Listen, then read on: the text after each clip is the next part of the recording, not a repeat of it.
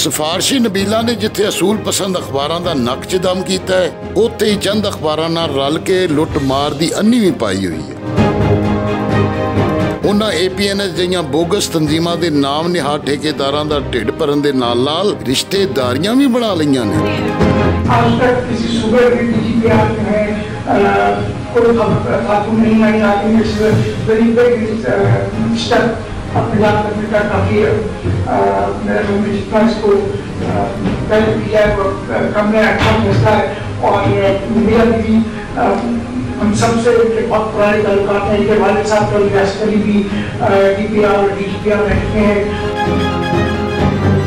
Star plus के ड्रामेआर ए चाचे अपनी सिफारशी भतीजी नाल रल के सरकारी इश्तिहारां दे मामे भी बने हुए ने।